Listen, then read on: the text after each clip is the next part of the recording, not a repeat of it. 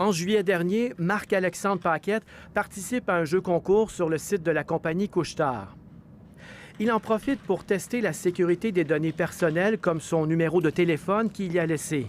Sur l'espace de 6 jours, le programme que j'avais écrit a pu ramasser au-dessus de 100 000 numéros de téléphone seulement pour le Québec. Je voulais voir aussi si j'allais me faire bloquer. J'ai utilisé aucun mécanisme de contournement. Tout partait à partir d'ici, adresse IP, aucun proxy, des choses comme ça. Il aurait pu facilement me bloquer là, au nombre de requêtes qui étaient effectuées, puis ça n'a jamais été bloqué.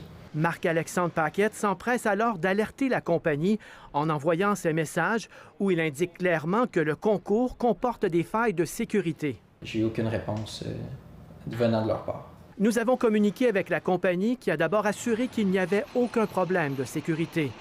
Le site du concours a toutefois été fermé par mesure préventive. Puis, après avoir vu un extrait de données provenant de son site, la compagnie Couche-Tard a trouvé la faille. Marc-Alexandre Paquette affirme qu'il ne s'agit pas d'un cas isolé puisqu'il a déjà observé d'autres problèmes de sécurité sur d'autres sites. Cet expert en cybersécurité est du même avis. Aucune surprise.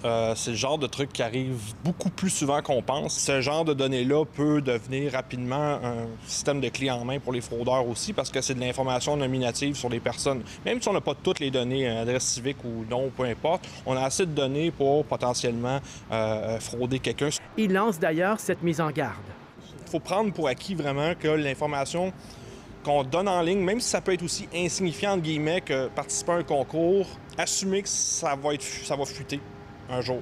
Couche-Tard assure qu'il n'y a eu aucune fuite d'informations et soutient mener d'autres analyses approfondies de sécurité. Éric Plouffe, Radio-Canada, Montréal.